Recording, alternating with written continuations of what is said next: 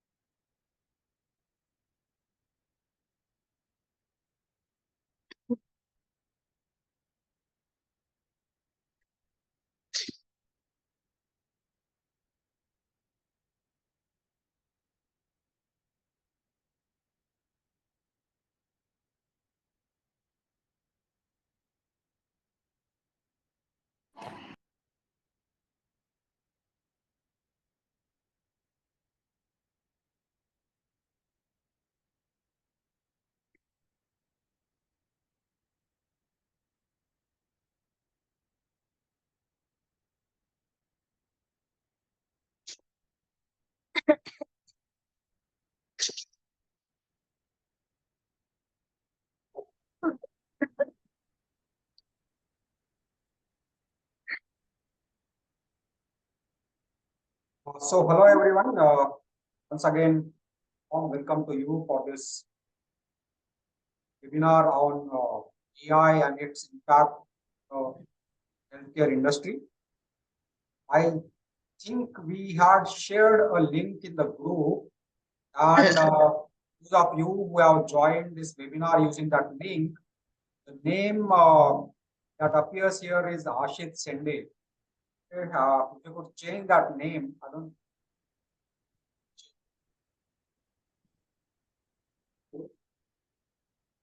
But how will they know which is their name? Where it says Ashit.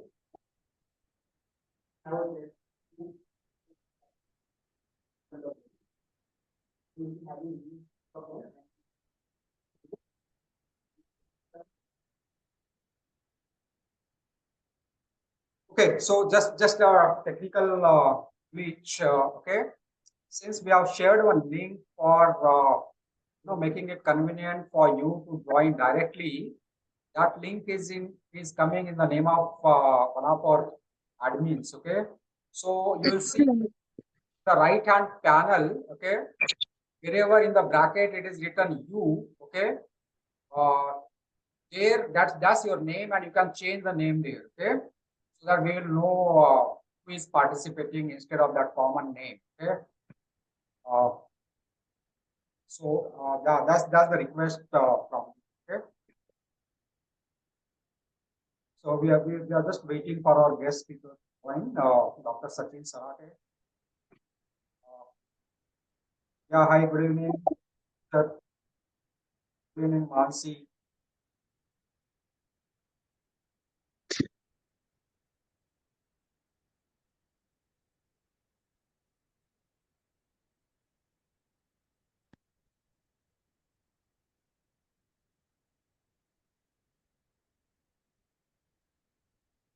Great.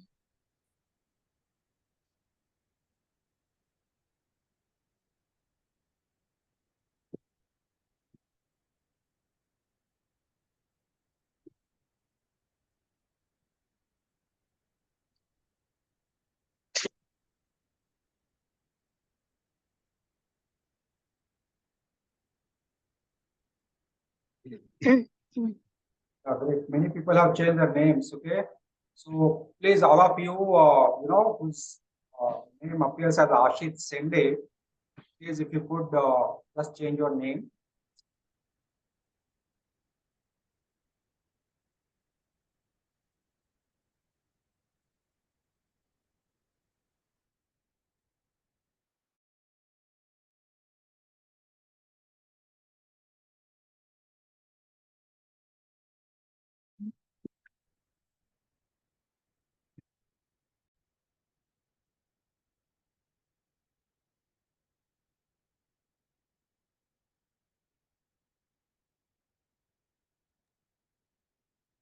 So great. I think other people will join, and it's already 4 minutes past 7:30, and we will start our program. Okay, just a second.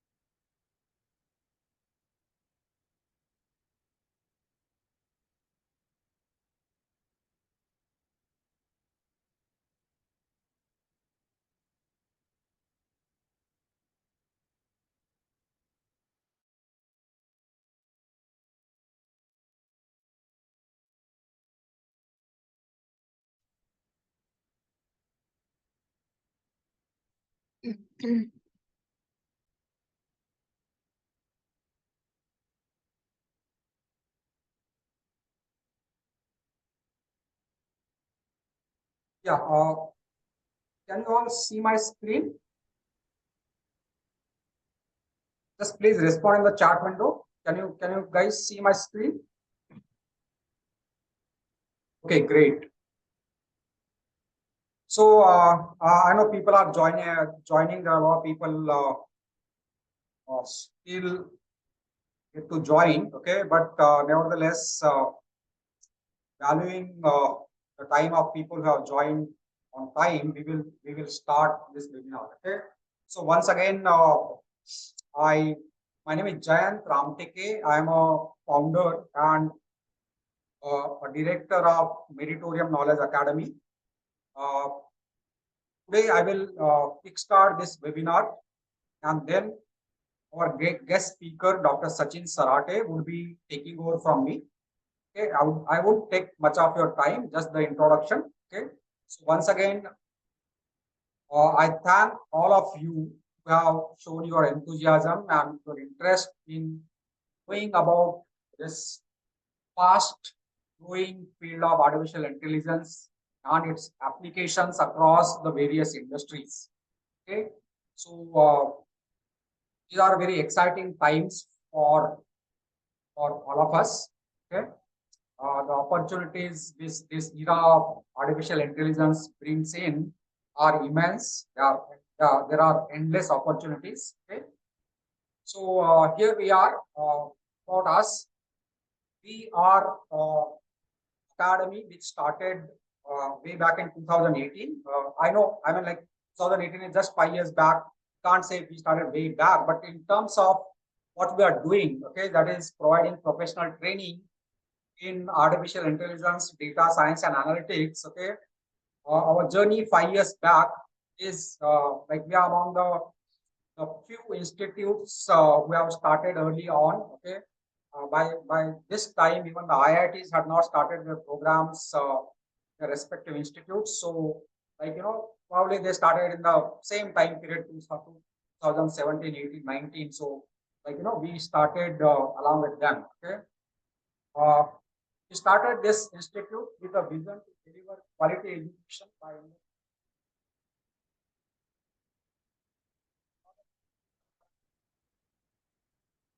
all our trainers are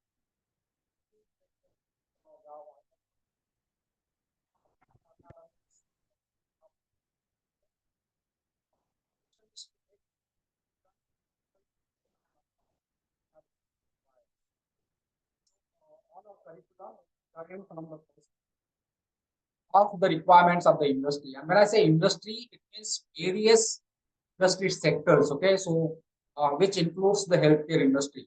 Okay, Meritorium Knowledge Academy, it's based in Mumbai, but we run our programs mostly online, and therefore our faculty joins, takes this, conducts this training from all over the world. Okay, we have faculty who deliver their training from abroad. Also, we have students coming from as far as US on one end to the Australia on other end. Okay, so it becomes difficult for us to, since the training is always online live, it becomes difficult for us to manage the timing sometimes. Okay, we provide training in,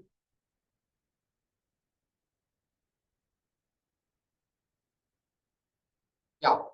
So you guys are able to hear me properly? Hello?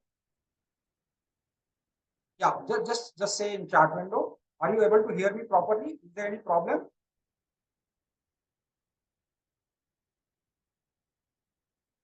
Okay, I'll just go. Okay. So we provide training in the area of data science, Python programming, statistics and probability, then machine learning, deep learning, big data analytics, Power BI, Tableau, and robotics and Internet of Things and so on. So these are all the latest modern cutting edge technologies which the industry is using. Okay. So we provide training in all these areas. Our courses are designed from the industry requirements perspective, and therefore the people who get trained with us, the skills they acquire, they help them in upgrading their professional career, or all of them also find opportunities as entrepreneurs wherein they develop different applications which are relevant to their industry, which are based on technology of artificial intelligence. Okay. Our vision is to be an institute of excellence in education, training, research, and consulting, globally competent students and professionals, by values and ethics.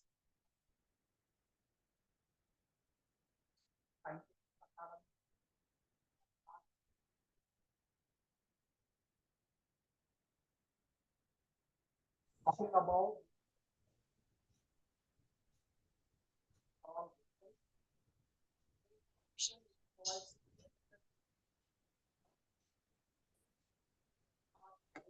Sir, your voice is breaking. Unable to hear you. quality training and education at affordable cost, provide training and education in the emerging technologies and skills required in future, and to bring innovation in the training curriculum and teaching methodologies.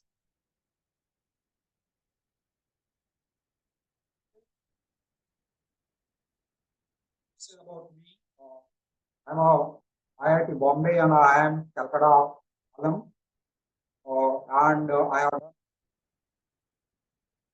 which is entrepreneurship development program from Cornell University, and I'm certified financial risk manager. So financial risk management is my specialization. I have worked for more than 20 years as a consultant in this domain.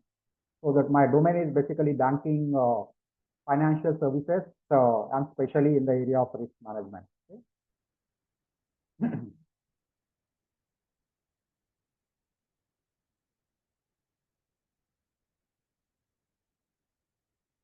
Here we see quotes of two leaders to corporate leaders, okay, globally, and especially both these companies of Sundar Pichai, which is Google, okay, and a company of Elon Musk, which is Tesla. These companies are pioneers of innovation and the research in the area of artificial intelligence. And this is what they have to say.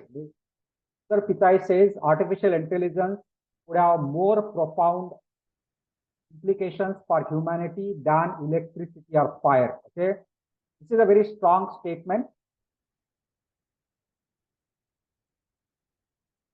Can you hear me now?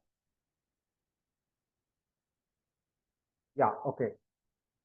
So basically, you see, this is a very strong statement which Sundar Pichai is making, and he's saying that the impact, that AI is going to make is going to be more, forceful, okay, more profound than the impact that electricity or let's say a steam engine made on the industry in the previous industry revolution. Okay, Elon Musk says companies have to race to build artificial intelligence or they will be made uncompetitive. Essentially, if your competitor is racing to build artificial intelligence, they will crush you. Okay, and when we say companies, it means even the hospitals. Okay, so hospitals, the healthcare is an industry, and hospital is equivalent to a company in the field of healthcare and medicine. Okay, so whatever Elon Musk is saying about his corporate is true, for the hospital. Okay? Quickly, my thoughts on this. There will be two kinds of companies at the end of this decade. Okay, first ones are those who are using artificial intelligence. Okay, so you can say the hospitals, those who are using artificial intelligence, and those who are out of business. Okay, and this may not happen immediately in next 2-3 years, but after a decade, this is going to be the case. Okay, and there is a lot of buzzword going around, and there is a lot of fear where everyone is worried whether the AI, whether AI will replace all the jobs in the various industry sectors. Okay, and our take on this, our thoughts on this is AI will not replace you as a doctor, okay, or as a healthcare professional, okay, but a person using AI in your field will replace you. Okay, so the competition you would not be a robot, okay, but your competition will be with people who know AI. Okay, so that is how the competition is going to be in future. That's how people would be valued in future. Okay, along with your domain expertise, which is your expertise in the field of medicine, and along with that, those of you who have skills in artificial intelligence would be valued uh, along with your domain expertise. Okay, so with these few thoughts, we would like to start upon the main presentation of the day.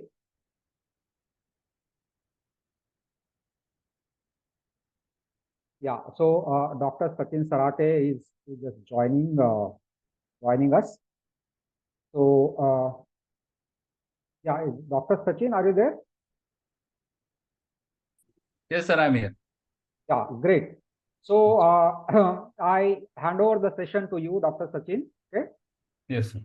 Thank you very much for joining. And once again, I thank all the participants for showing so much enthusiasm to listen to a new topic. Thank you. Yeah, Dr. Sachin, all over to you. Uh, I would like to share my screen, and I'll be made a co-host.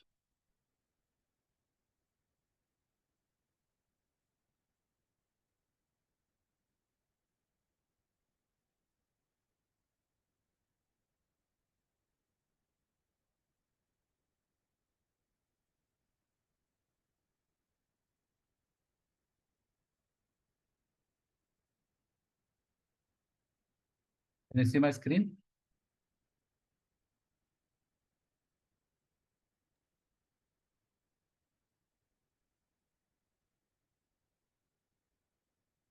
Is my screen visible, sir? Yes, it is, Doctor. Yes, go ahead. Can you see the slides? Yes, yes, we can.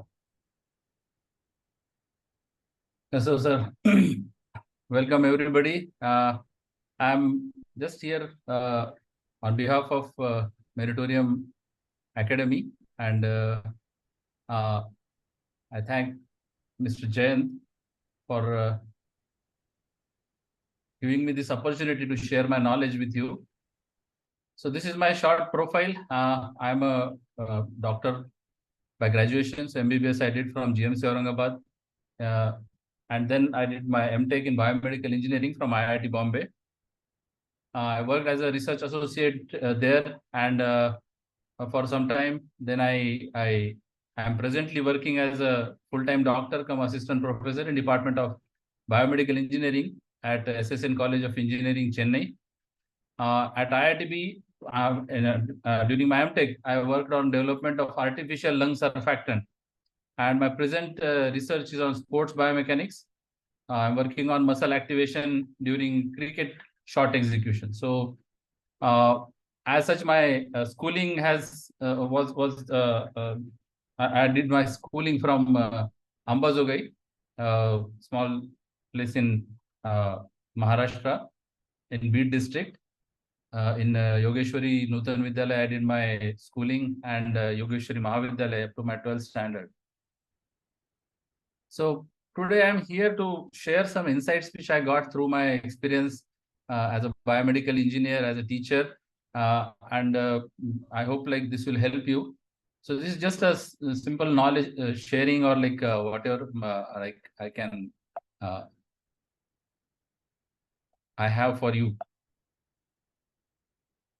So these are some applications of artificial intelligence in healthcare. Rare disease diagnosis and treatment, virtual nursing assistant, so many different applications. Most of these like are nowadays being used, and now it has become a part and parcel of our medical science. So as doctors, we need to know about this artificial intelligence, and I would not be surprised if this will be introduced in our medical syllabus soon. You can see that many engineering colleges, many IITs, they have started many courses. Like the way I have done my MTech, it was in quite long back, 2003 to 2005.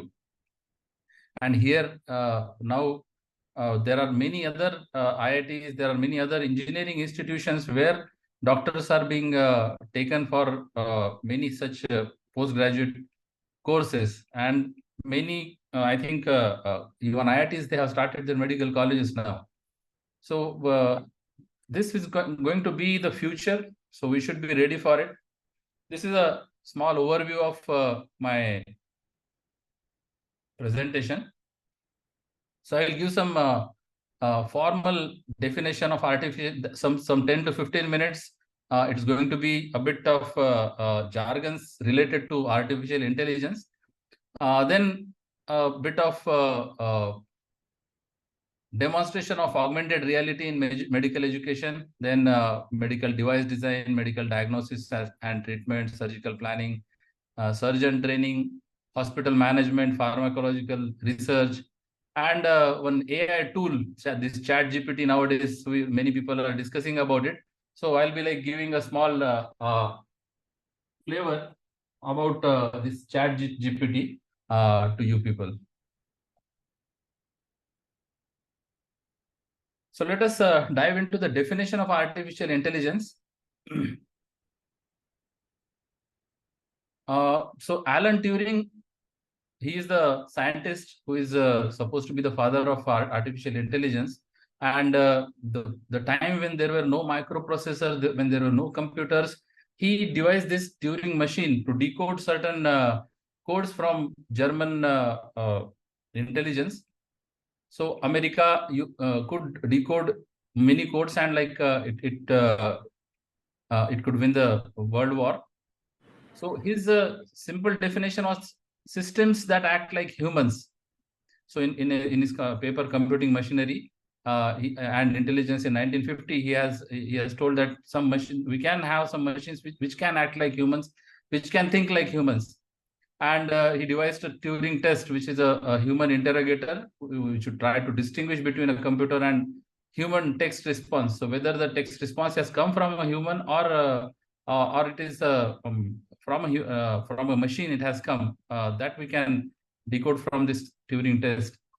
So this is an important part of history of AI, artificial intelligence, as well as an ongoing concept within philosophy, as it utilizes ideas around linguistics. So this Turing test around linguistic, it can tell us whether a machine is talking to you or a human is talking to you. So this is the picture of that Turing machine, and this is Alan Turing. There is one nice movie also which has come up in his name. You can watch that on Netflix. Then this John McCarthy in 2007, he gave a bit better definition. So it is the science and engineering of making intelligent machines, especially intelligent computer programs. And it is related to the similar task of using computers to understand human intelligence. But AI does not have to confine itself to methods that are biologically observable. So the way we think, the way we learn from our exposure, and the way the neurons, they get facilitated, and we have memory, and the way we use our prefrontal cortex for generating intelligence, generating some. So it should not be just mimicking humans. It will be something more than that. That is what they told. And there are many basic topics in AI nowadays. So logical AI, it is a mathematical logical language. Search AI, number of possibilities, like chess moves. So this search AI uses a number of possibilities. And the earlier use of this artificial intelligence was whether it can play chess with a person. And many people started again winning that against computer. We know all that history. Then pattern recognition. So in signals or images or in natural language, certain specific patterns that can be detected using this artificial intelligence. Representation, that is mathematical logic language to represent some facts about the world. So modeling facts about the world into mathematical knowledge and feeding it to the computer. So there is this representation. Then inference, inferring other facts from the known facts. So conclusions can be drawn if there is a contrary evidence. So the knowledge can be changed. The facts can be changed. And there is one small example here. So when we hear word bird, so we may infer immediately that it can fly. But this conclusion can be reversed when we hear that it is a penguin. So we know that penguin is a bird but cannot fly. So this is how this inference can change. Then common sense, knowledge, and reasoning. So the AI farthest from human level, it's a non-monotonic reasoning, and there are many other theories of knowledge action here, which are used in this common sense and reasoning. Then learning and experience. So AI based on connectionism and many other neural nets. Planning that starts with general facts like effects of action. It generates a strategy for achieving a goal. So planning, the way we do planning in our life. So these algorithms, they use planning. Epistemology, so study of kinds of knowledge required to solve problems. So different types of knowledge, that information is stored, and then connections are done made between these different knowledges, and from that some artificial intelligence is now ontology, so study of kind of things that exist. Now in this so this heuristics, so discover something or an idea embedded in a program. These heuristic functions are some mathematical functions which are used in some approaches to search, to measure how far a node in a search tree seems to be from a goal. So when a search starts in a given data, so like that search, so every point like where it bifurcates, that is called a node. And from that, like we develop these heuristic models. Then genetic programming. So by mating some random list programs and selecting the fittest in millions of generations. So the way genes mix and they develop new genes. So we know about meiosis. So in meiosis, the way this genetic material gets mixed from the maternal DNA and the paternal DNA, and a new offsprings are formed. So the same way, these list programs, random list programs, they are mixed together, and we get new programs. Now, this Stuart Russell and Peter, so Norvig, they found that we can have two types of approaches in this artificial intelligence. Human research approach, where systems that think like humans, and systems that act like humans. Now we know that humans can be manipulated. They should, if they are hammered with certain type of false information, they can be manipulated easily, and they can be made to think in certain way. So here the second is ideal approach. So systems that think rationally. So who is telling you what? Who is feeding you, that becomes secondary, and these systems, they actually only rational way they will think. So in this textbook, artificial intelligence, modern approach, these things were given by the Stuart Russell, etc. Now, weak and strong AI. So weak AI also, it is known as narrow AI or artificial narrow intelligence, ANI. So it is AI trained and focused to perform specific tasks.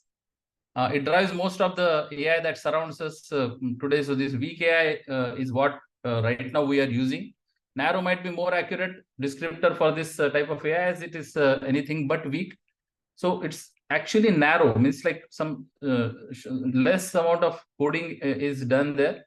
It enables some very robust applications like Apple Siri, Amazon Alexa, IBM Watson, autonomous vehicles. So we have actually used this. Many people who have iPhone, they must have used this Siri, and you can use Siri to call your friends, etc. Amazon's Alexa, you can ask it to play some music, etc. To start some AC or switch on TV, change the channels on the TV. So all this come in this weak AI. Now, strong AI, so it is made up of artificial general intelligence or AGI and artificial super intelligence. So what are these? So these are theoretical forms of AI where a machine would have an intelligence equal to humans. It would have a self-aware consciousness. Excuse me, just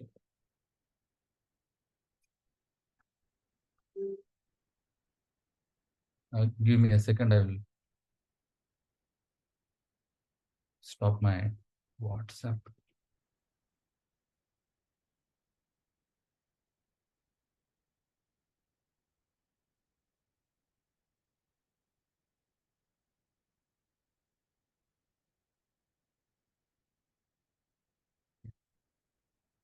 So this is quite a so this artificial general intelligence. So it's a theoretical form of AI where machine would have an intelligence equal to humans. It would have self-aware consciousness that has ability to solve problems, learn and plan for the future. It's also known as super intelligence, which would surpass intelligence and ability of human brain. And most of this, it is quite theoretical, and there are no practical examples in use today, but we have many movies like this Terminator, this that has come, which shows this strong AI. So let us hope in future we'll have this strong AI actually. Now, these two words, deep learning and machine learning. So just a small definition of that. So deep learning, it refers to neural network comprised of more than 3 layers. So neural networks, which are, so we feed the data to that network, and there are more than 3 layers there, which should be inclusive of inputs and output and can be considered a deep learning algorithm. Classical or non-deep, so it's more dependent on human intervention to learn.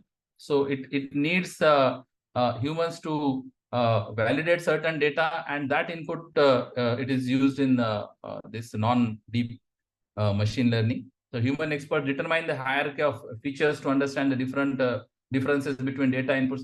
I will just speak about this. What is the meaning of these words, features, etc., and the differences between data inputs, usually requiring more structured data to learn.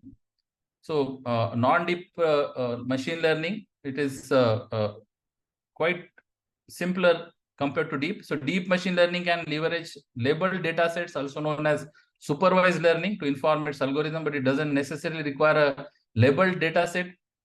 So labeled data set means inside that particular, so if you give for example, some cancer images, pathological images are there, pathology tissue images are there, and that in that tissue image you get a list of features, and already that data is labeled, and a doctor has done diagnosis that this patient is having, so patient number this has cancer, patient number this, it is benign, so malignant, benign, malignant, benign, that how the label data is there. So we do not need such type of label data in this deep learning. It can ingest unstructured data in its raw form like text or images, and it can automatically determine the hierarchy of features which distinguish different categories of data from one another. So these features, when we feed something like this text or image, this image needs to be converted into numbers. This text also needs to be converted into numbers. And those numbers, so that we need to feed in the form of data. And then I will give a small example like ECG signal. ECG signal is actually time. So we get on x-axis, we get time, and on y-axis, we are getting the values for voltage at that particular time.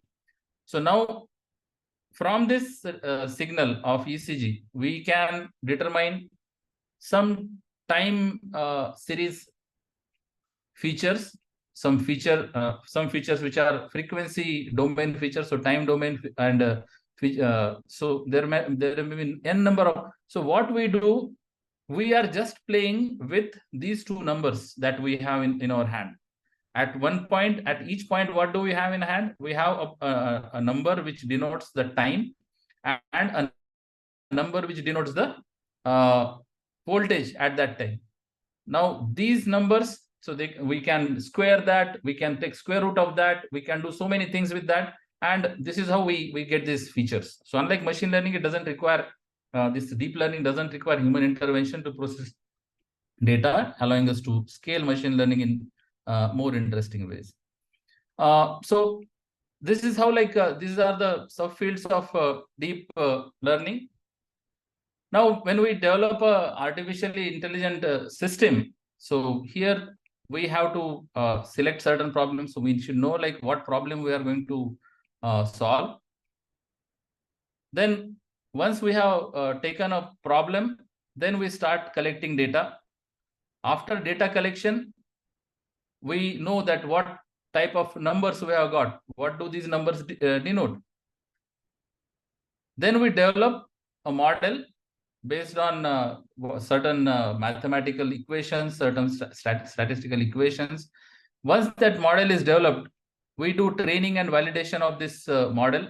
So we have certain data that has been labeled by the doctors. Somebody has given some diagnosis, and then we split this data into two parts: test and training data. And this training data, whether that particular model is working or not. So like how much accurately it is giving us the result. So then we do the model assessment. So this is how training and after training and validation, we do model assessment.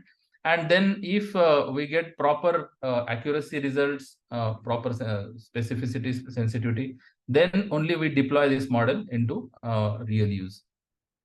So in healthcare, we have these three types of AI: patient-oriented AI, where patients will use this; clinician-oriented AI, where the clinicians will use it; and administrative and operational oriented AI. So this operational oriented means what? So we are having hospital management. So the managers who are there, who are managing the hospitals, they can also use this artificial intelligence. And here we have like a example of what a deep learning network looks like. So there is an input layer, and there are multiple hidden layers there in front of that input layer, and then we get certain outputs, and these outputs can be used again to as an input to certain system, or simply from this output can be given to doctors or patients in the form of some reports, etc. These are some top AI programming languages. So many people nowadays, many engineers, they are like running all over, and they want to learn some language, and then they leave that, and then again they jump to something else. Again they leave that again. So I think somebody, if you have got proficiency in any one of these languages, that is more than sufficient for you. So Python nowadays, which is a very strongly used language, then Java is there, C++, JavaScript, so many, such a list is there. This MATLAB, particularly in my institution, we have a institution-wide license for MATLAB. So we are quite, I am using MATLAB for my own research. It's it's a very robust language, but it's very expensive to use. Whereas Python, that is a open source language. Now, from where will this data come for our mostly our biomedical use? So we have pressure sensors like pressure gauges. So nowadays, very small pressure gauges are available.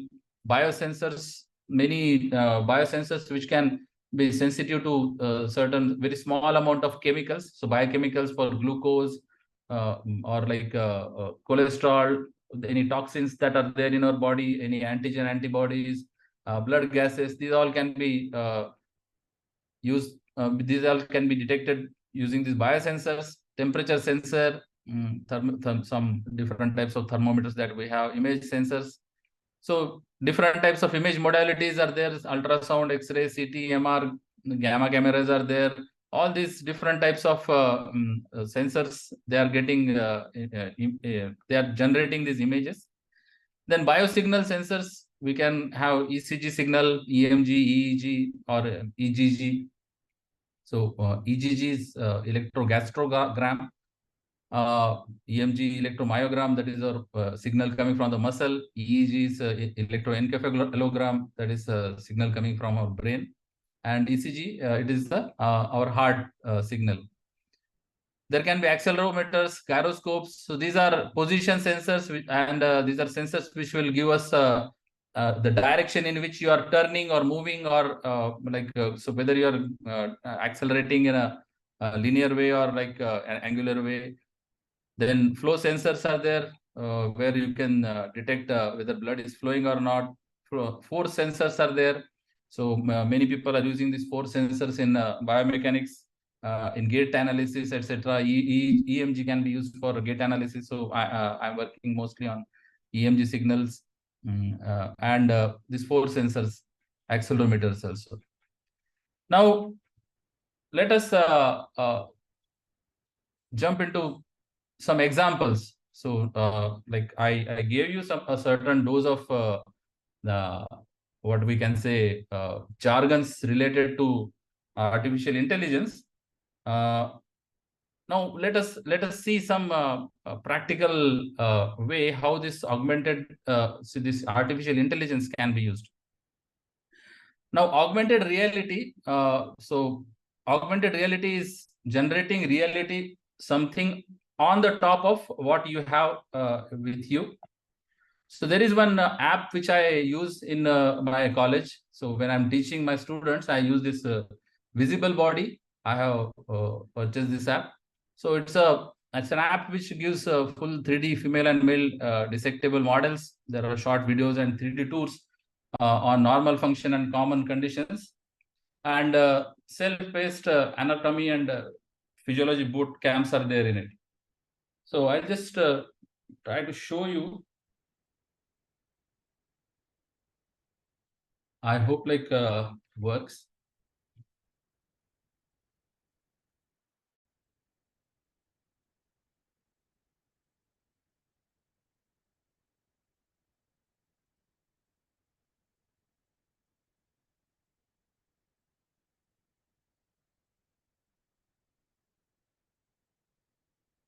Can you see my, can you see the app on the screen? Hello? Jain sir? Yeah, we can. Thank you. Yes, we can. So now artificial intelligence. Now I am inside my room. This is my study room. So you can see here this different dots you can see. Are you able to see the dots? It is detecting the surfaces. So it has detected. So this is my small gym in my room here, and I have touched here. So now I have that human being standing in front of me, and hope you can see me later. So this guy, so we can actually enter inside this. So can you see this? This. Now you will add a system. So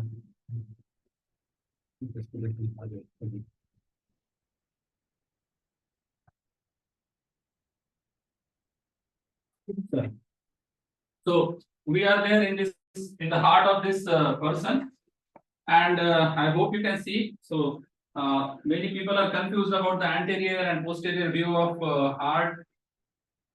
So we can actually turn this heart. We can go near it. We can go inside. Now this is the right atrium. So I'm going posteriorly behind it, and now see, from here we can see the tricuspid wall. You can see the pulmonary. Now this particular app, it is generating all these images in real time. So can you see this aortic wall here? Left semilunar cusp.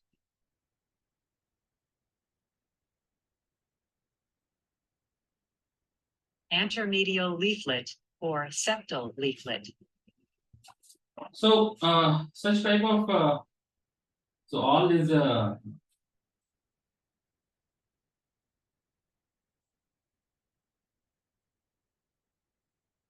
that was just a small demo of what augmented reality is there. And so these models, they are like 3D models which are developed by many maybe just 3D modelers, and then they have put this into augmented reality. So this is very nice way to teach our medical students. I hope I had such an app when I was in my first year of MBBS. We were just like drawing all those diagrams from Saurashya, this, that, and we were dissecting. Like I really like dissections, and was very gentle about it. But if such type of dissection we would have help like this would have helped at a different level. Now let us see some medical devices, medical device design, which are like actually in use right now.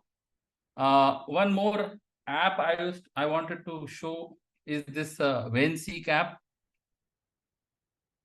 So it is a app VenSeek Pro, which I personally use in my medical practice. So here I'm working as a full-time doctor come assistant professor in biomedical engineering.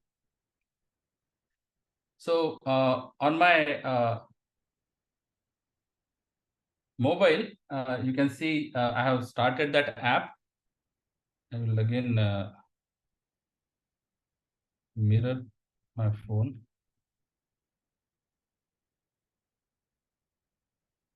Can you see the my phone now? Yes, doctor, we can. So I'll just show now. So now all those dark lines, what you see, so these are the veins. So this is a iPhone app. I can change the brightness, that contrast, to get the optimal value. So in difficult, patients where like subcutaneous fat is more,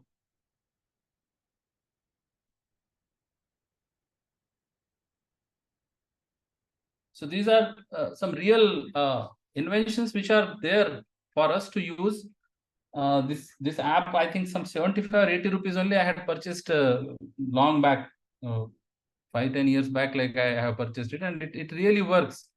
The new versions of these apps are coming. So these are quite nice examples of what artificial intelligence or like this programming, etc., can give us. Another one nice device is this EECP. In this EECP, enhanced external counter pulsation, they fit these three cuffs around the calves or thighs and the waist near the buttocks, and the inflation of these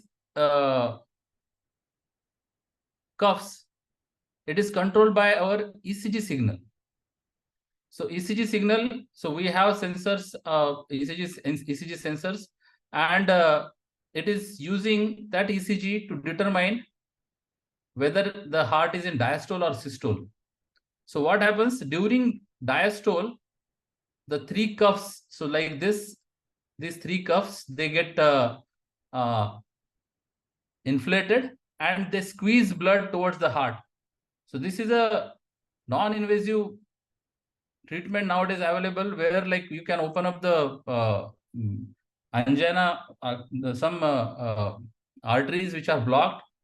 So it even increases nice renal perfusion or cerebral perfusion, as well as so coronary blocks are also seen to be opening by this.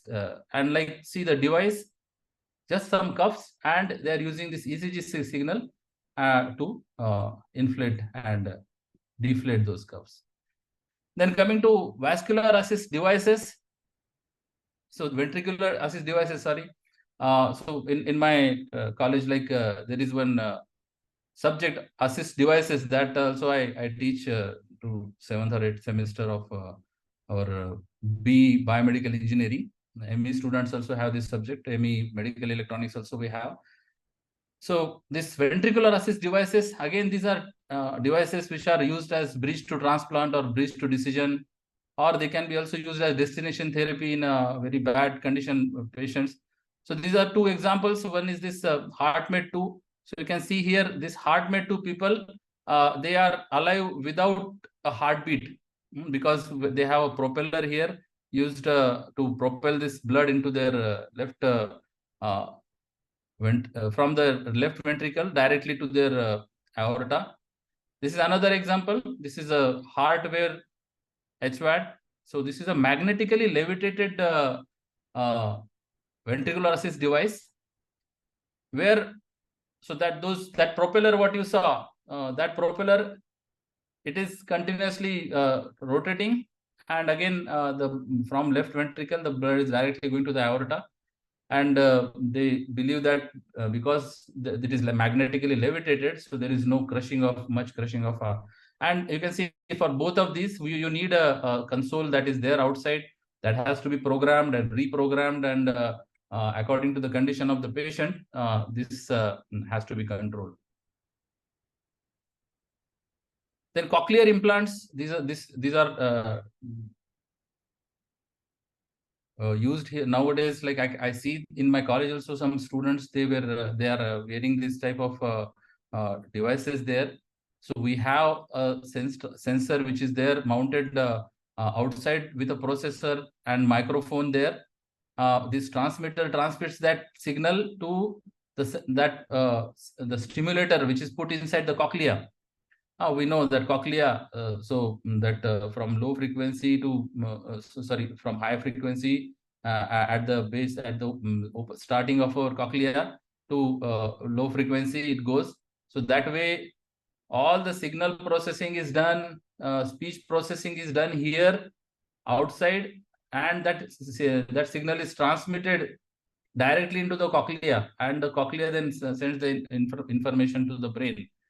So everything done by this computer, which is implanted in the body. Now in diagnostics and treatment, so many departments, many of these specialists, they use this radiology, oncology, cardiology, dermatology, ophthalm. So how each of these can use. So they have been this AI algorithms. They have been trained to analyze medical images like X-rays, CT scans, MRIs to detect patterns indicative of certain conditions.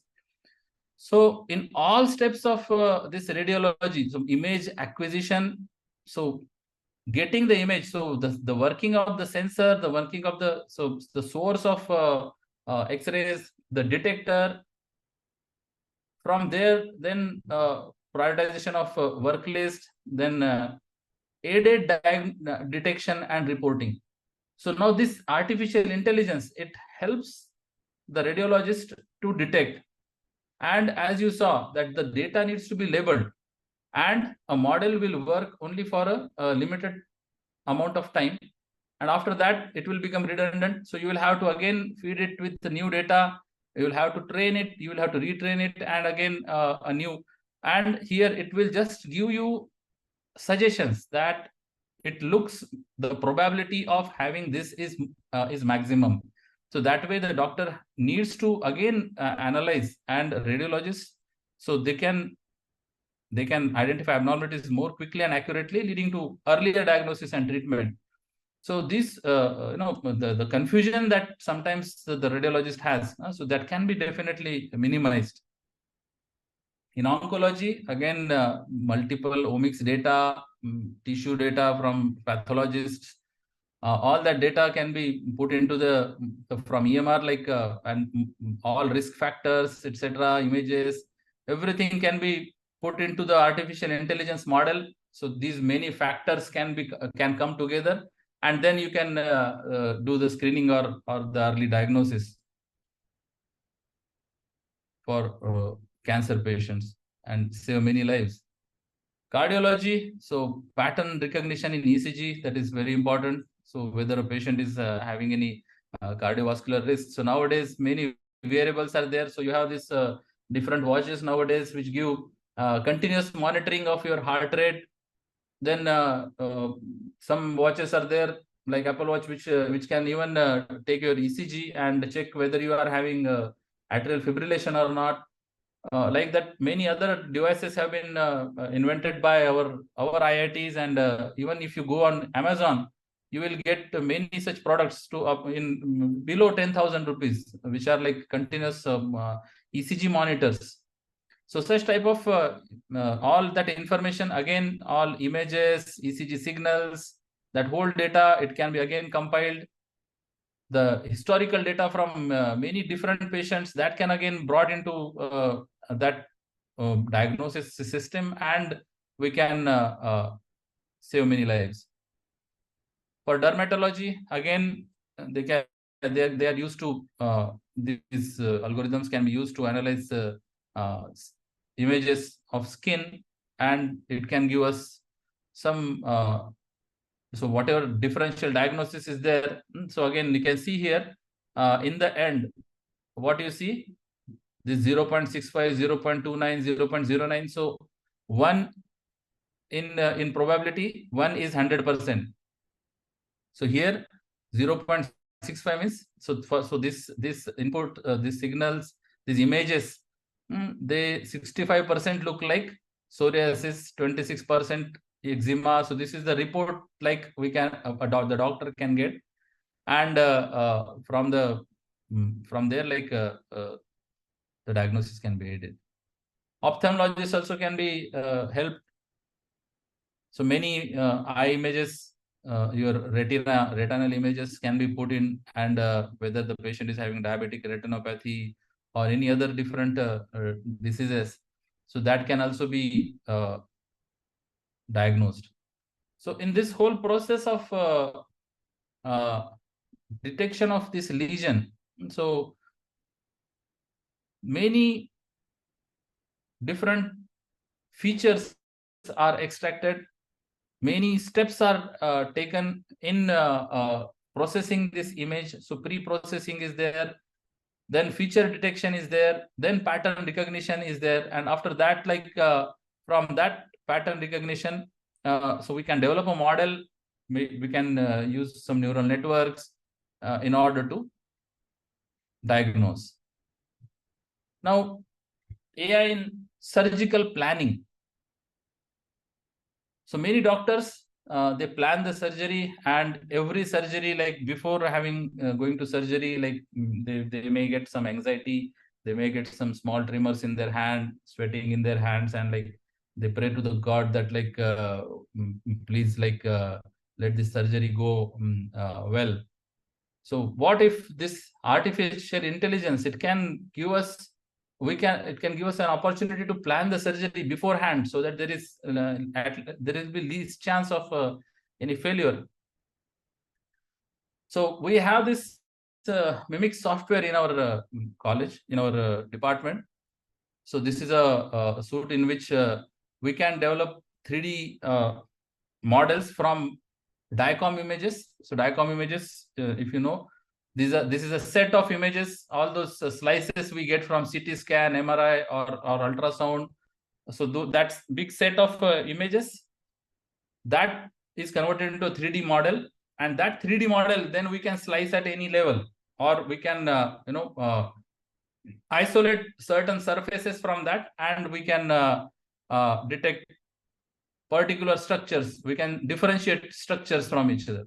We'll see a small video on how this one software called Enlight TMVR, how it works in planning a surgery for transcatheter mitral valve replacement using this software.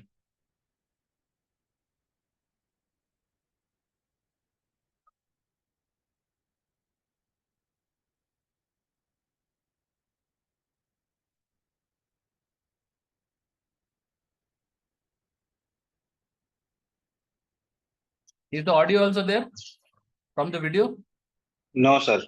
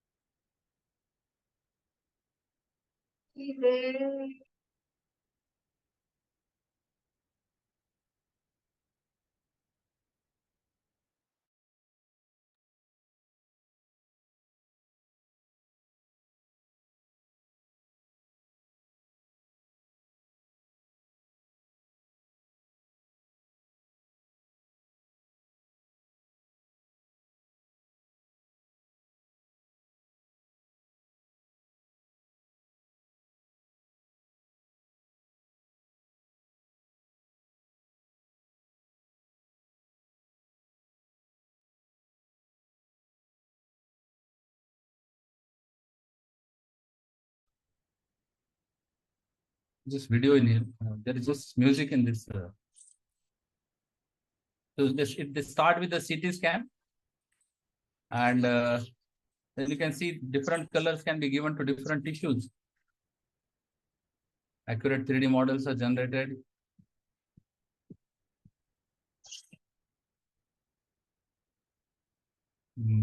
Assisted annulus detection. So annulus of that wall can be detected. So before going for surgery, the doctor knows everything, and they can go for virtual implantation.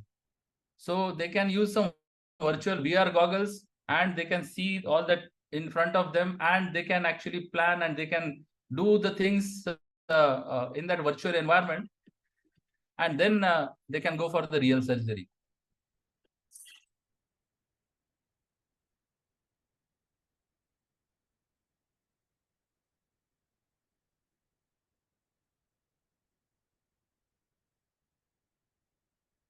So here now you can see the implant is, wall replacement is done.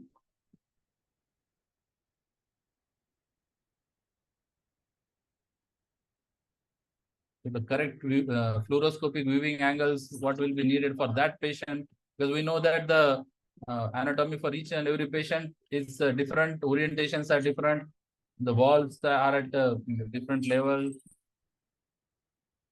and even this 3D plan can be communicated to with each other.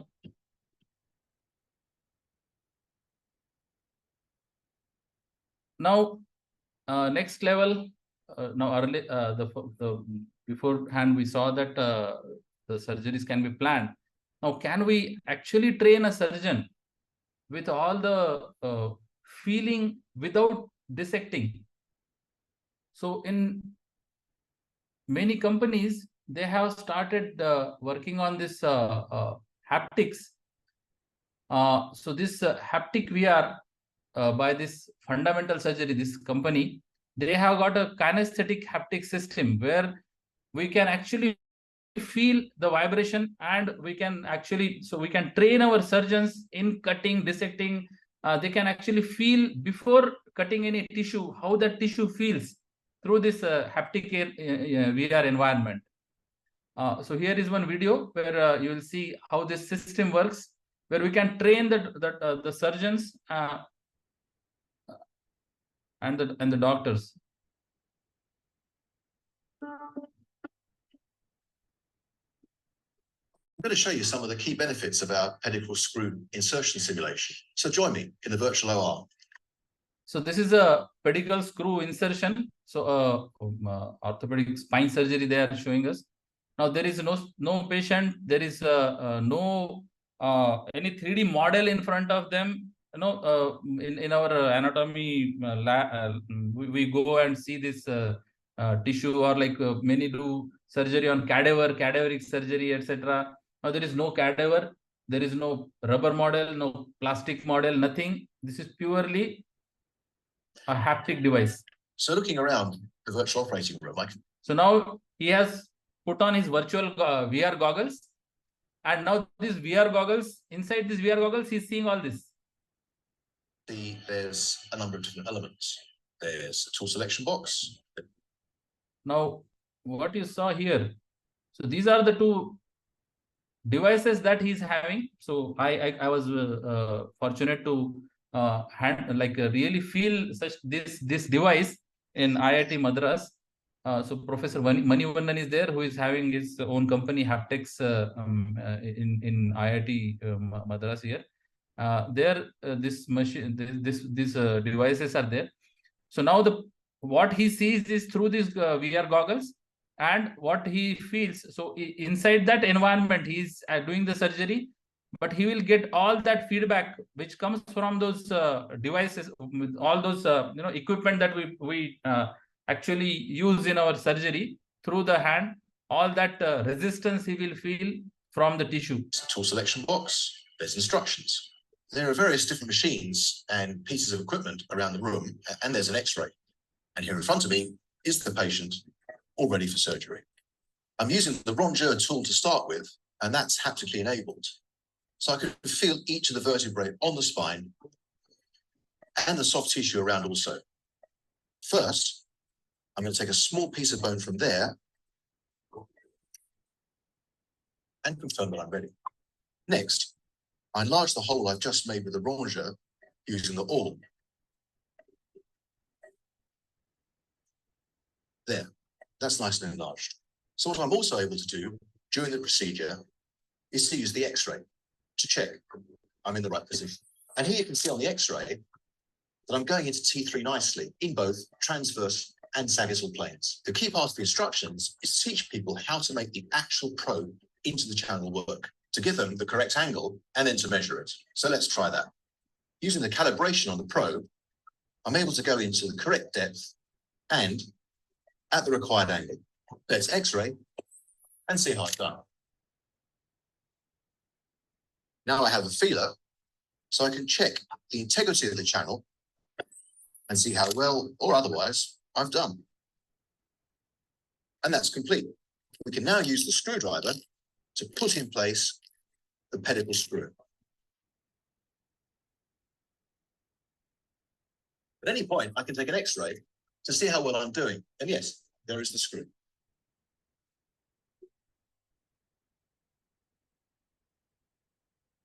Then nowadays this medical robotics. So these robots, they have this patient card, a surgeon console, where the surgeon can see through this console, and a vision card where like he can show they can see what is happening on a screen also, and that can do very wonderful surgeries. So this is one product, Da Vinci XI system, which has been developed by Da Vinci, recent product.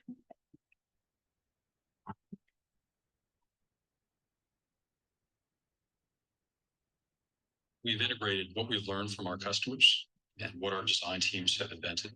And now we're proud to present the Da Vinci XI. Da Vinci XI is our 4th generation of Da Vinci system, and it has in it over 20 years of learning how to enhance surgical performance by creating a natural extension of the surgeon's eyes and their hands. This new product features fast 4-quadrant surgery, substantially improved vision, and is a scalable platform for all our advanced technologies. The overhead boom allows the arms to rotate as a group, and this frees up valuable space inside the surgical field, allowing unobstructed access to the patient. This is all enabled by smaller, lighter arms with extended range of motion and improved reach inside the body. Making the system much easier to use was a primary focus of developing the Da Vinci XI. Now all this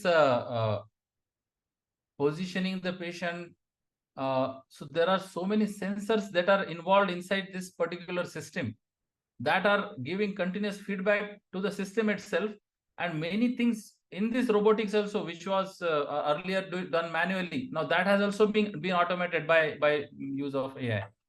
Docking is facilitated by a laser targeting system. Point the endoscope at the surgical site, press the targeting button, and the system will configure itself into the optimal position for the... Now he's telling the system will configure itself, all these things. It's not just some magic or something happening there. Somebody has actually written some code. They have fitted some specialized sensors inside it and integrated everything. Then only this system is working. The new endoscope is much easier to use. No more draping, calibration, white balance. You just plug it in and go. With this new architecture. So what she just told us about that new scope, that you need not. So like, earlier in olden days, we needed to increase the brightness and reduce the contrast of our TVs, etc. And nowadays, all TVs also come with all these sensors fitted in them, which can detect the ambient light around us, and then adjust the brightness. Same way, like this robotic system is also working. The scope you can inside. put scope in any one of the arms, and it gives you a lot more flexibility and setup. At Intuitive, we strive to create the safest, least invasive option for surgery. And we believe deeply that minimally invasive surgery should be the standard of care. And we work hard every day to make that a reality.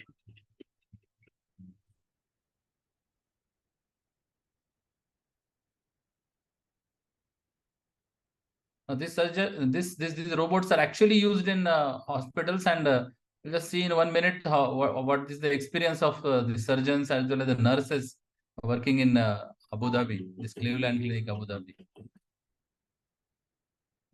At Cleveland Clinic Abu Dhabi, robotics is bringing the latest inventions in surgery to our patients. Robotics allows us to do things that was never before possible. So this is that console, and this is how the surgeon uses this controls to manipulate those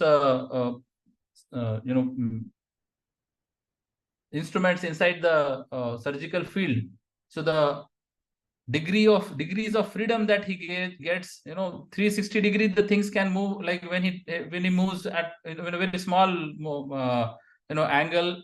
The translational movement also, whatever tremors are there in his hand, nothing will go inside, all tremor free, exhaustion free.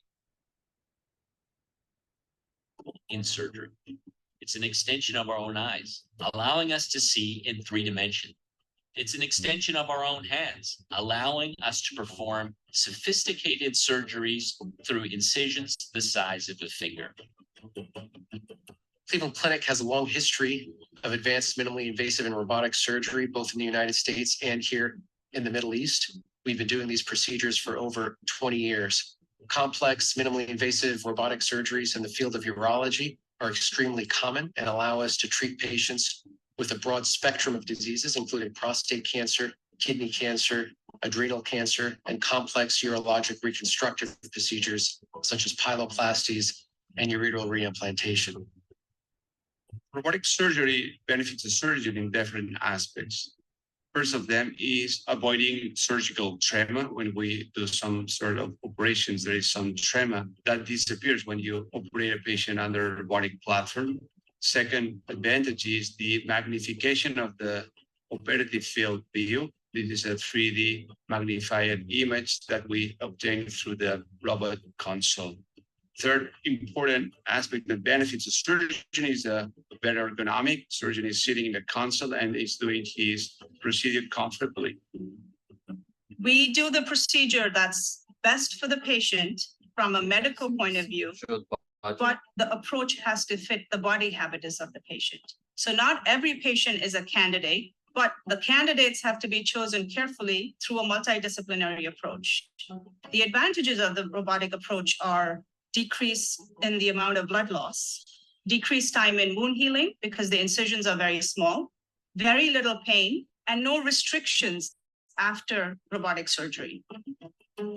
This technological leap has transformed the care of our patients. Safety is improved, the quality of the operations is better than ever before, and our patients benefit.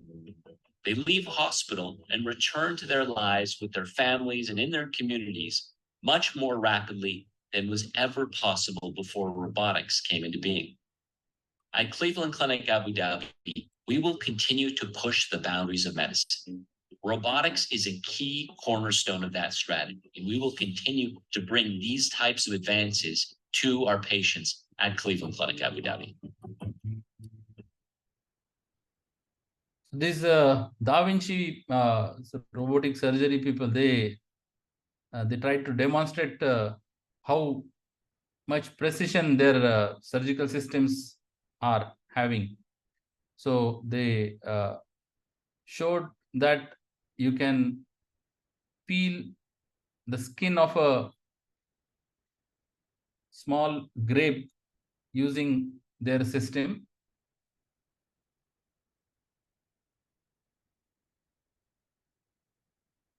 So peeling is fine.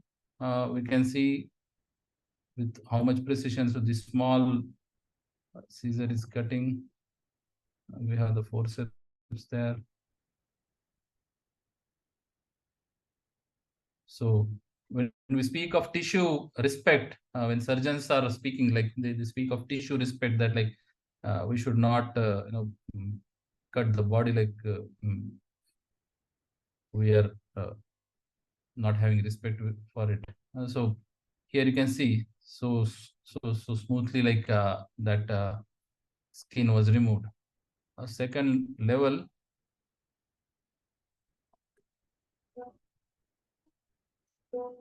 Now that peeled skin, then you really stitch it back.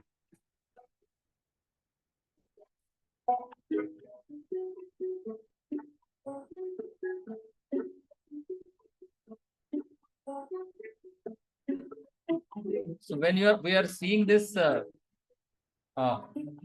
so much is happening in the background. there are so many sensors involved, which the doctor is there, like inside the console doing things.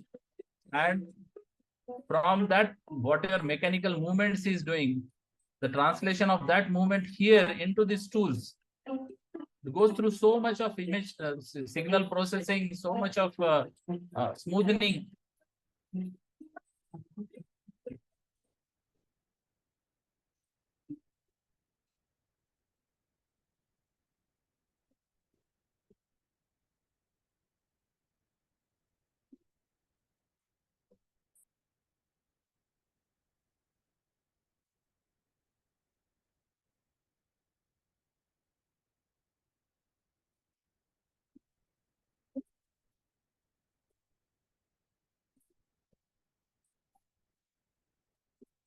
And where they're doing, it's inside this small space.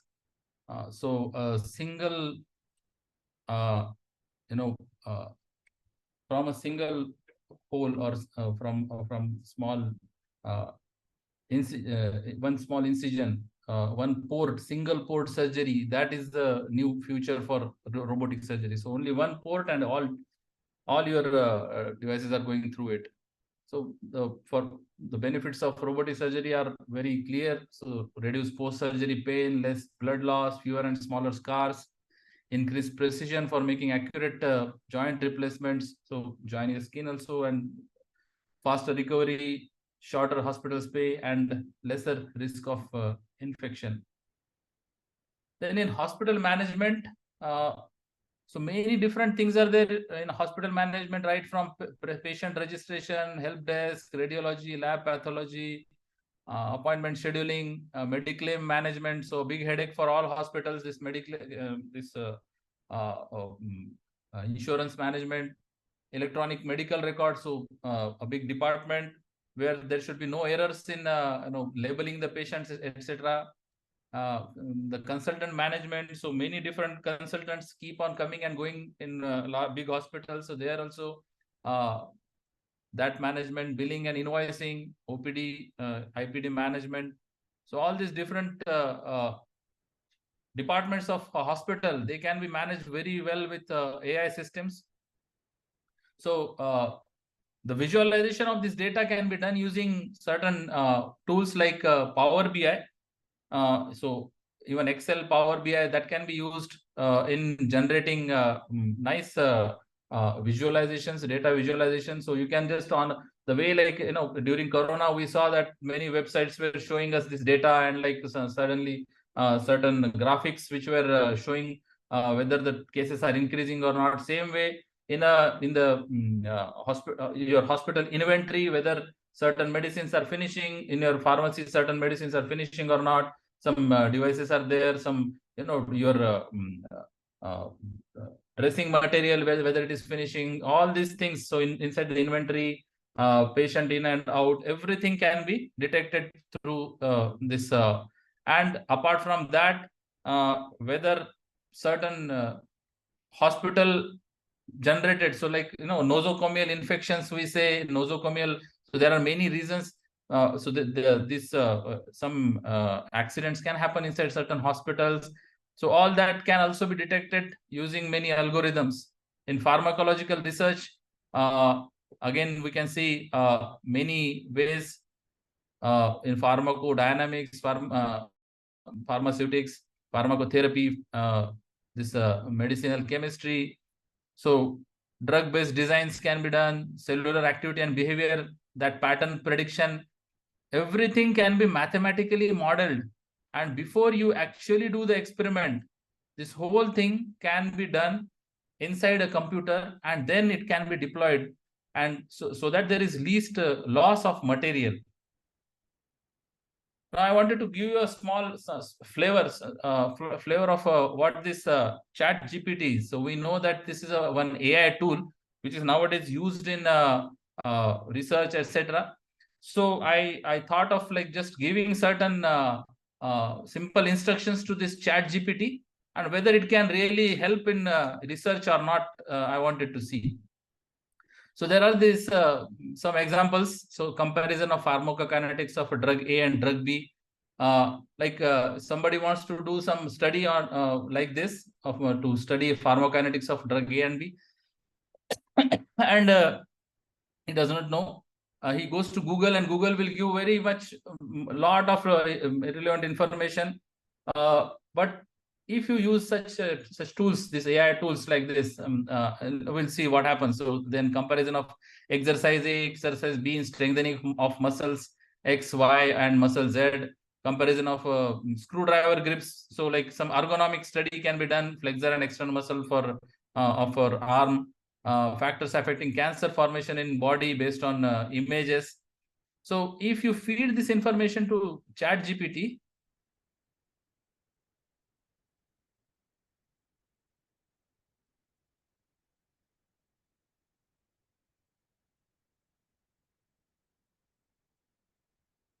can you see my screen?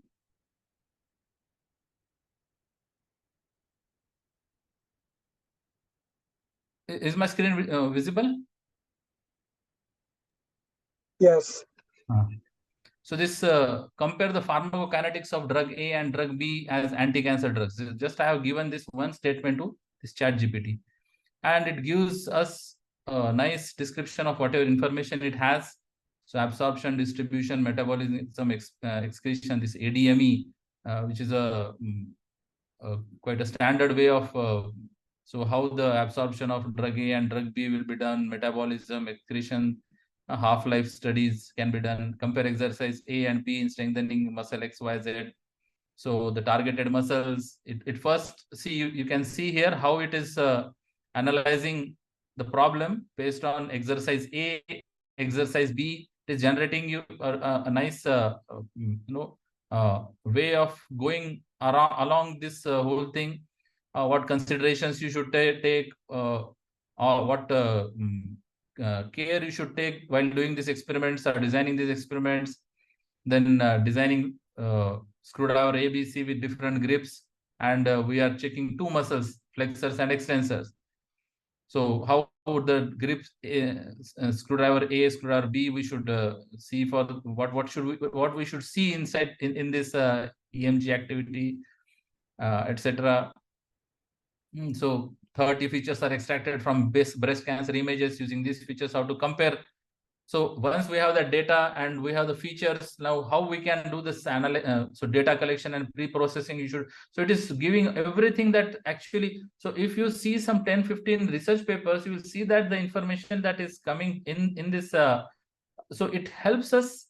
Now all these are very nice keywords which we can use to go for literature review, and then we can have some really good research papers coming out of it. So to conclude, so these are the benefits of artificial intelligence. To improve accuracy. So AI-powered diagnostic tools, they can analyze large amount of data and identify patterns that may be difficult for humans to detect, and will lead to more accurate diagnosis and more effective treatment decisions. Helps in early detection. So AI algorithms can detect patterns in medical images and other data indicative of certain conditions, which will help to identify patients who are at risk of developing certain conditions earlier, and lead to earlier diagnosis and treatment. Reduce cost. So because of improved accuracy of diagnosis and reducing the need of unnecessary tests and treatments, we can reduce healthcare costs. Increased efficiency. So the diagnostic tools can, AI-powered diagnostic tools, they can analyze large amount of data very quickly and provide doctors with recommendations for diagnosis and treatment, which will help to speed up diagnostic process and improve patient outcomes. We can have more personalized treatment. So analyzing a patient's personal real medical history through that EMR and much other data to provide tailored recommendations for the diagnosis and treatment for that specific patient, which will help, because if we have that data for a long time, and if the patient is really following up with one doctor or one hospital, now we don't have a system where like we can that whole data goes into a single repository. I hope that happens soon. Government is trying to develop since lot many years. I hope that there will be some repository where we can have the a patient ID in India, the way like we have our Aadhaar card, and once it is linked to that, you put that number and like all that information for that patient should come. So it happens uh, in many different countries there. Then assistive technology for medical practitioners. So AI-powered diagnostic tools, they can assist medical practitioners in making more informed decisions by providing them with additional information analysis that might not have had otherwise. So I conclude here. So if I hope like I can answer your questions, but this was just a small introduction to what is happening in the medical field and how it is growing. So it is imperative like that doctors should really take it seriously. Definitely they will never be replaced by artificial intelligence, but at least like whatever tools we are using, what new inventions are happening in our field, where we are practicing, in whatever field we are practicing, can our patients benefit from that? We should definitely see that, and in the best interest of our patient, it is good that like if we develop certain expertise in AI tools. So thank you. Good evening, sir. Dr. Chinmay here from Medical College Bhavnagar, Gujarat. It was really a treat to have your session. Really thoroughly enjoyed. So one request to you and organizers that if possible, can you have a recording so we can share with our colleagues and those who are not able to attend this. So really enjoyed. And just to add, sir, that what you said lastly, the government is right now massively pushing for ABDM. And I think more than means all the government people, those who are working in government machinery, has to compulsory have their Aadhaar based this health detail, Yes. health account. So government is excellently pushing, and as you rightly said, in 5 years we will have a data like a US that if you just enter the name of doctor or name of the patient, you will get everything. So again, sir, thank you very much. Excellent, sir. Thank you, sir. Thank you for your kind words. Good evening, sir. Dr. Ketan Vaidya from Pune. I wanted to ask you, sir, that for someone who starts medical practice, are there any specific tools which we can use, AI-based tools to further our treatment protocol, to further our treatment and benefit the patients? Are there any specific tools in the market? See, first, very like small beginning you can do is with simple Excel. Like even if you take Excel and in that Excel you can generate some visualizations for your own patients. So like if you are following up a patient, like putting the record properly in the columns.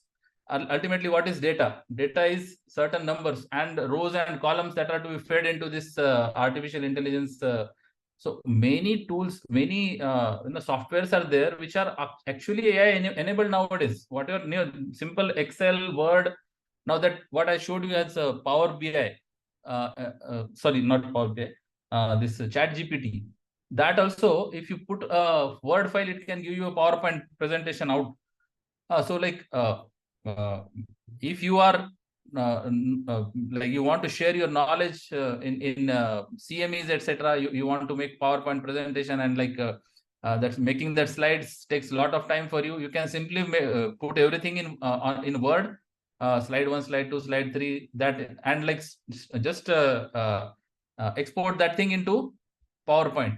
So like that you can do this Excel, what I was telling. So in that you have patient information, or the you are practicing, you are having a small clinic and you have some medicines inside your clinic which you are using, some inventory you are having, some cotton, this, that you are using.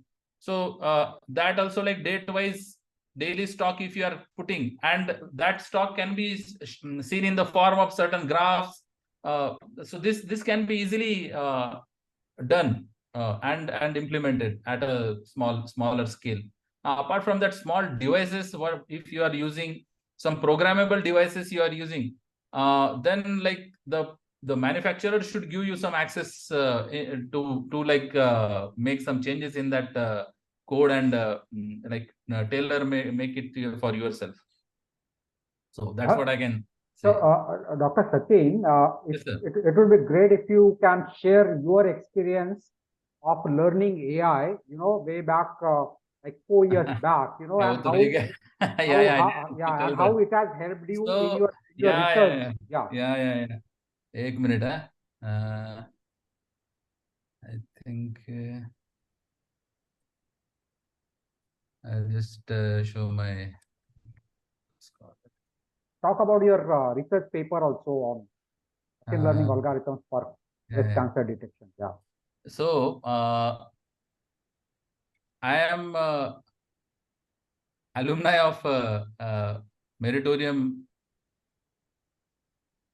Academy, and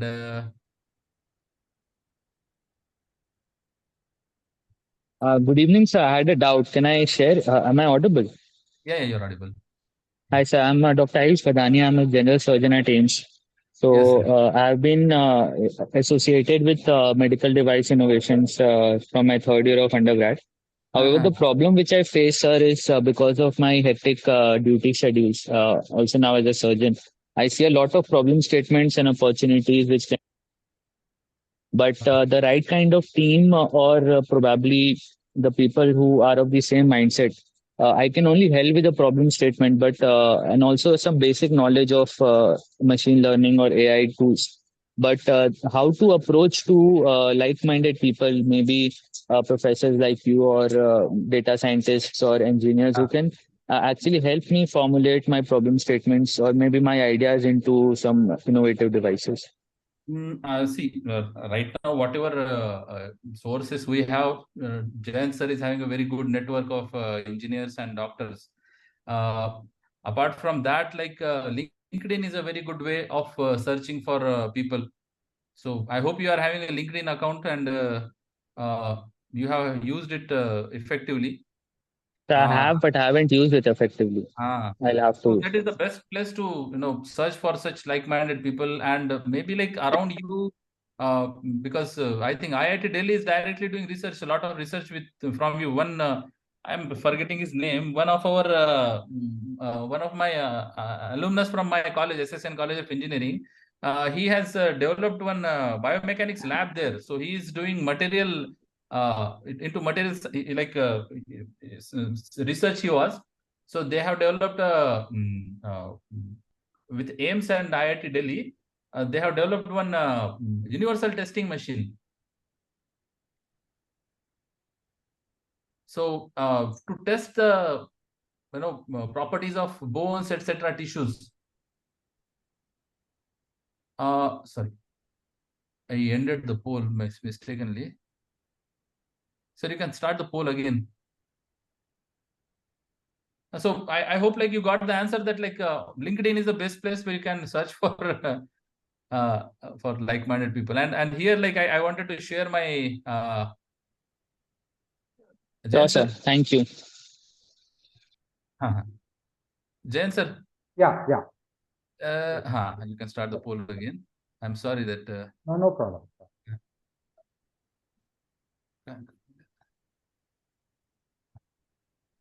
Can you see my screen? Yes, we can. So there was first lockdown, and Jain sir came up with this idea of having online artificial intelligence course, and I am the proud first, batch. First, what I can say that what the founder batch student of.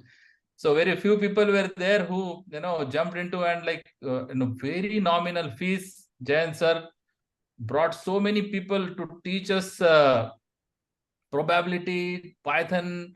My God, so we are sitting at home with internet, and it was a great learning. and it has helped me in like, so I have worked on this analysis. So these are some of my publications here. So analysis of machine learning, deep learning, and artificial neural network approaches for breast cancer classification. I did this with two of my UG students, and some of with my two colleagues. I have this one chapter in a book. So it's on elsewhere. Non-contact measurement system for COVID-19 vital signs to aid mass screening. So we did image processing using. So all this was possible only because of this knowledge which I could I got through Meritorium Knowledge Academy. After that, I did a small course in data visualization. So that time they didn't have data visualization in their in that particular course. Yes. Now they have added it to the. Yeah.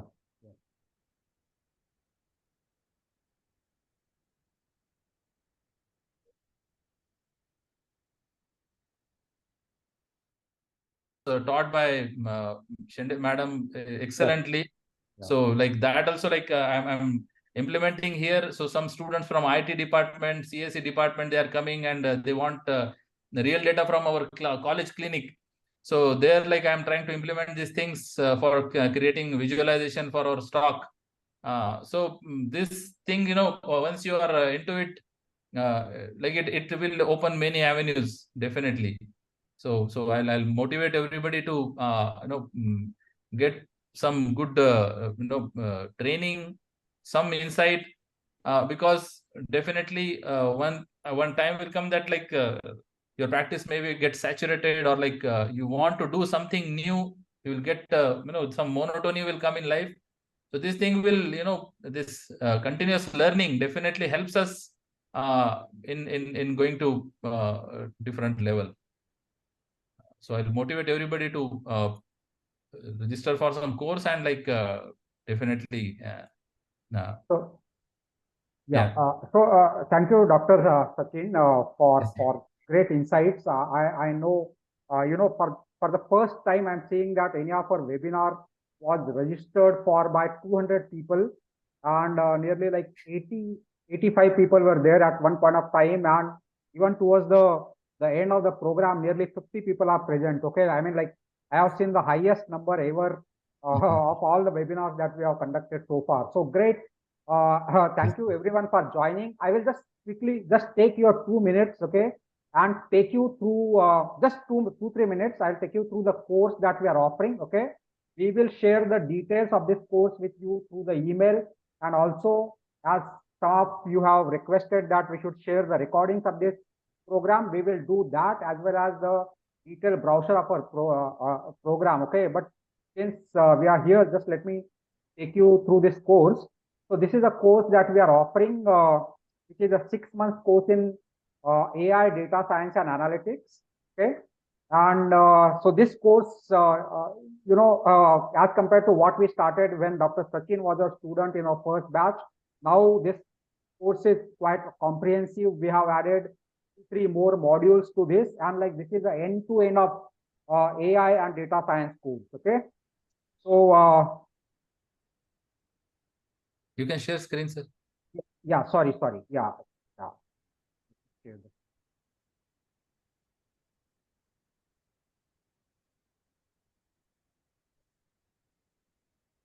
Yeah, can you see my screen? Yes, there is, sir. Yeah, great. So this is the first module. Okay, it is the foundational module of data science and AI. Okay, which is statistics, probability, and linear algebra. And I know, like all of you and most of you, like who are from a medical field, you would have left your statistics and mathematics in 11th standard itself, or probably some of you would have done math and biology both in 11th and 12th. So up to 12th standard, you have done that. But then, like anyone like who joins even without a math background, we take them through this module so that you learn the fundamentals of statistics and probability. Okay, which is the foundation of learning AI and data science. Okay, and this is simple. I mean, it's not rocket science. Like we are not going to teach you very, very complex mathematics and all that. Okay, you would actually enjoy learning or probably revising this. Okay. Then we have a second module, which is on Python programming. Python is a very, very simple programming language. Okay.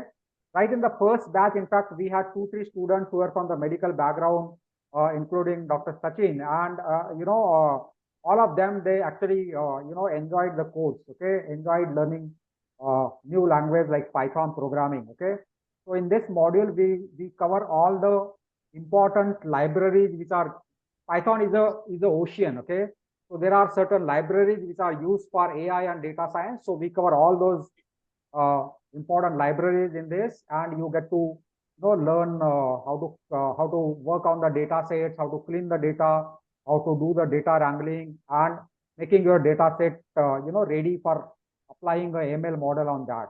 Okay. Then we have a third module, which is like a engine of AI and data science. Okay, so that is the module advanced machine learning. Here again we teach nearly around 15 different algorithms. Okay, so some of them we have mentioned here. Okay, there are many more algorithms which are not mentioned here. So all these machine learning algorithms are used for analyzing the data sets and everything that goes behind the applications of artificial intelligence. Okay, so whether it is a robotics or whether it is anything. Okay, all those are based on the machine learning algorithm. Okay, so you get to learn those algorithms in this course.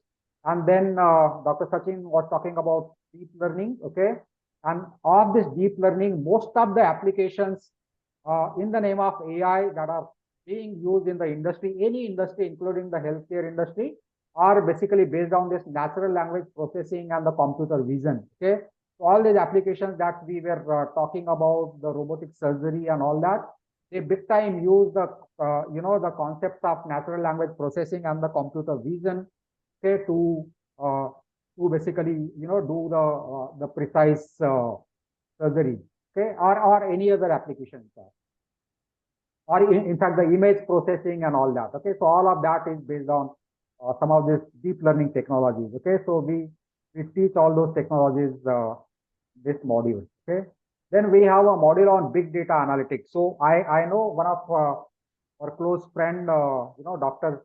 Rahul. He's a scientist with one of the institutes, and he's a doctor by profession, doctor, and then like his PhD, and he worked on research on basically what is the area of research, Dr. Sachin? Rahul, area of research? What? Dr. Rahul Gajbi's area of research? Yeah, it's public, almost like public medicine only. Yeah, public medicine. Yeah, they are like analyzing all the data of deliveries that happened during COVID, etc. Yeah. I think he's in ICMR, na? He is in ICMR. Yeah. So Dr. Rahul told me that, like, the data that they are using are all big data. Okay, so big data is basically all the images and all the audio, videos, and the text and all that. So they have a huge data set on which they have to work and do the research. Okay, so in such cases, it is the big data analytics tools. Okay, so we teach Hadoop and Spark. These are some of the the very famous, well-known, well-used technologies of big data analytics. So this module again, Dr. Sachin, it was not there during your time, and we have added this module recently. Okay? Excellent. Yeah. And then we have a sixth module, which is what Dr. Sachin was talking about, which is Power BI. Okay. So again, this module is an add-on to what we had first or second batch. Okay. So these are the 6 modules that we take you through, and this is what you learn here covers like 90% of what you do in data science and artificial intelligence. And of course, all the algorithms will keep getting developed. There will be a lot of research happening, and you'll have to be on a path of continuous learning. So we are not saying that once you learn this, like for life you're set. No, but this will give you a very good starting. Okay. And you can work on most of the problems or most of the applications that you come across in your field. Okay. Okay, of course, that the other module is on the soft skills and all that, which may not be so much relevant. The program highlights of this program are we have a world-class faculty. We have some faculties who have done their PhDs in computer science, in machine learning, deep learning. They are working in the industry. Some of them are taking classes from foreign countries like France. Okay, there are all of them have 10 plus years of experience, both academic and the industry experience. Okay, we carry out a lot of hands-on projects during the course, and like some of you, if you join this course, then we would be very happy to work on some of the projects which are related to the healthcare industry.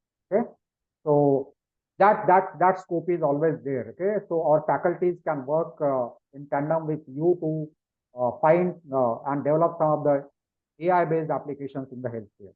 Okay, and as an outcome that you never know that you might come up with some application which can become a starting point for your startup, and you develop from there, and it can turn out into a very big business idea. Okay, so all that possibilities are there during this course. Okay, Dr. Pranav Nerurkar is our top faculty. He's PhD in computer science, machine learning, deep learning. He has done his postdoctoral research from France, and he works with one company as a machine learning, deep learning expert there. And anything that is happening in the area of machine learning, deep learning, he is basically hands-on on the latest that is happening. So this is the certificate that we provide, and our course next batch is starting from 8th of September. So those of you who would be interested, in exploring this, we will share the detailed brochure with all the curriculum for this course with you guys. And as Dr. Sachin said, okay, we started with a very, very low fee. Now this fee is little higher than what we charged initially, but still as compared to the market, okay, we are still, as I mentioned in our vision and mission, that our mission is to provide world-class training at an affordable cost. Okay, and therefore if we compare this with the market, our fee is still at a lower end. Okay, and that doesn't mean that our quality of our delivery is any second to anyone in the market. Okay, no, it is not. Okay, it is just that we are deliberately keeping our fees low. Okay, so this is it from me. I know like you have been around for past nearly 2 hours. Okay, so it has been a great session. We from Meritorium Academy, my whole team, is thankful to you for your enthusiasm and interest, and for attending this course and staying till the end of the program. Okay, thank you very much. We will be in communication with you through the mail or maybe through the WhatsApp. We'll share the video recording of this course and also the relevant brochures and any other information. Okay, so thank you very much. And last but not the least, okay, I'm really very, very thankful to Dr. Sachin Sarate for spending his time, giving his time for conducting this session. He is a very busy person. I know, like I had to take his time, way well in advance. Last, I think like 2 weeks back, we decided to conduct this webinar, and unexpectedly, this webinar has gone really very popular. So thank you, Dr. Sachin, and Yes, thank you. this is a good Thanks to beginning. all participants that they stayed for such a long time, 2 hours now almost. Yeah. Excellent. And I know the participants have been very, very important people. They are like very senior people from the medical field. Okay, and I know that this is a working day. This is actually a practice time, and yet there are so many people who have attended this. I'm surprised that I can see that many people they have joined me from their clinics, etc. Yeah. So great. I mean, like we are very happy to have you during this webinar, and we'll be in touch with you. Thank you very much. Thank you very much. Thank you. Thank you, sir.